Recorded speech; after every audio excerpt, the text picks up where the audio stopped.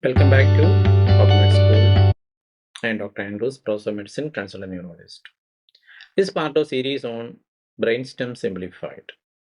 The clinical features of brainstem is discussed on a MCQ based model.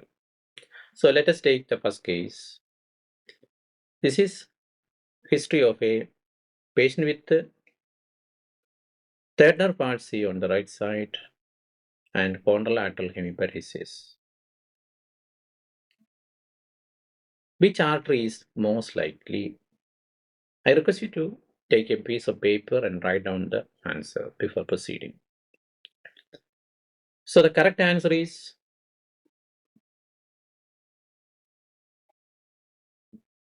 posterior cerebral artery, the paramedian branches. So that is the correct answer.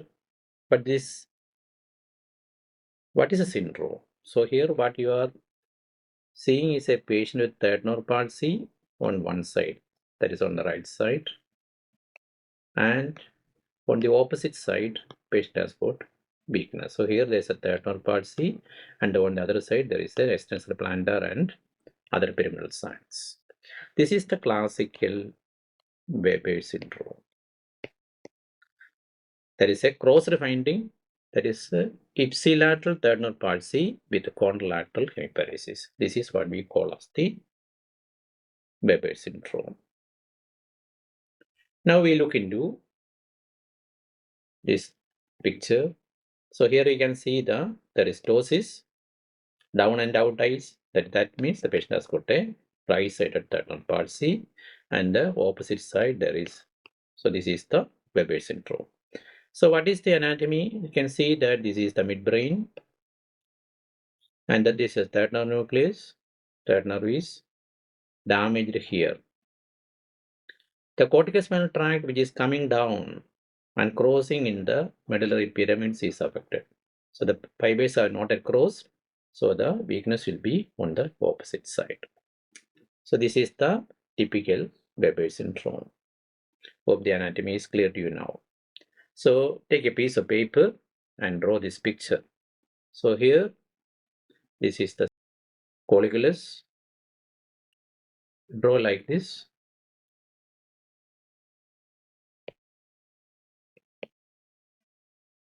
So midbrain can be divided into, the posterior part is called the tectum. The anterior part you can divide into three. One is the most ventral part. This is the crus cerebri. And here comes the substantia nigra. And here is the red nuclei. This part is the tegmentum.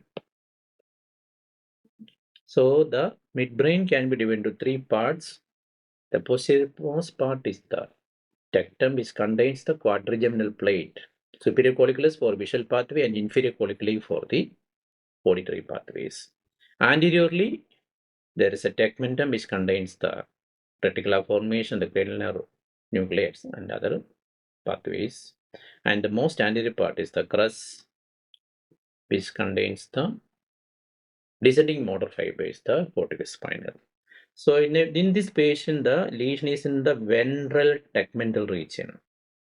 That is, it affects the third nerve, not the third nerve nuclei. It is the fascicles of the third nerve plus the pyramidal tract, which is descending down and going and crossing to the opposite side. Hope this anatomy of the Weber syndrome is clear to you. Now we go into what is the blood supply, which vessel is affected. So we know that the brainstem is supplied by the branches of the vertebrobasilar system. So here you can see the two vertebral arteries join together to form the basilar artery, which divides into the posterior cerebral artery. So this is the vertebral artery. It is going and this divides into the posterior cerebral artery. Here you can see the perforating branches from the posterior cerebral artery, which supplies this is the cerebral peduncle or the crus of the midbrain. So here you can see this is the midbrain, this part is the bones, and this is the medulla. So brainstem is divided into three parts. So classically, the penetrating branches, the paramedian branches of the posterior cerebral artery is responsible for the infarction that affects the Weber syndrome. But again, remember, this can also be due to the branches from the penetrating branch of the basilar artery, or it can be from the posterior choroidal artery also. So Weber syndrome, most often there will be hypertension, diabetes mellitus, and dyslipidemia. And if you look at the series of studies, only 7.6% are isolated infarction. Most often there is involvement of other territories of the vertebral basilar system is affected. The causes are cardioembolism, in situ thrombosis, large artery to artery embolism, or intrinsic perforated branch involvement, that is the lacunar infarct. So usually the isolated Weber syndrome is not very common. It is associated with other branches involvement. Now we go into the history and physical examination. Usually the history, the patient will be saying diplopia. The diplopia is due to the involvement of the third nerve palsy. There is a third nerve involvement produces the diplopia. Contralateral partial weakness, it is because of the pyramidal fibers, descending fibers has been affected. Rarely sensory findings can be there depending upon the extent of the lesion.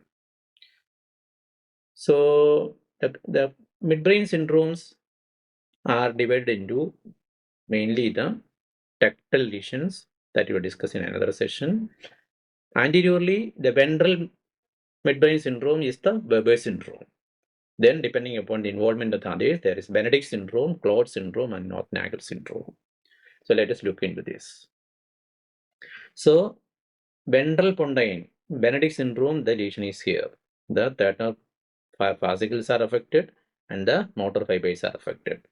If it affects the red nuclei, this is the red nuclei, you will get the extrapyramidal features. You may get even chorioathetosis, tremor, etc. If the cerebellar peduncles are affected, you will get ataxia. So depending upon this, you divide the lesions into. So in the Benedikt, the Weber's, it is purely third nerve palsy plus hemiparesis. In the North-Nagel syndrome,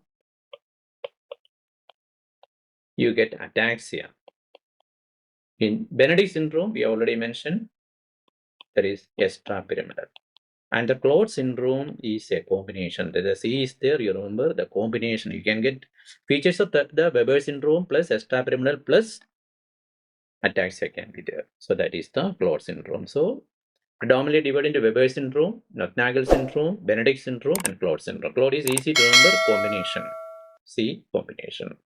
So this is the table showing the features. Benedict's at the level of red nucleus, Weber's at the level of cerebral peduncles, North-Nagel at the level of cerebellar peduncles. So there will be contralateral cerebral ataxia. Claude is, as mentioned, combination of Benedikt plus North-Nagel. Hope this is clear to you.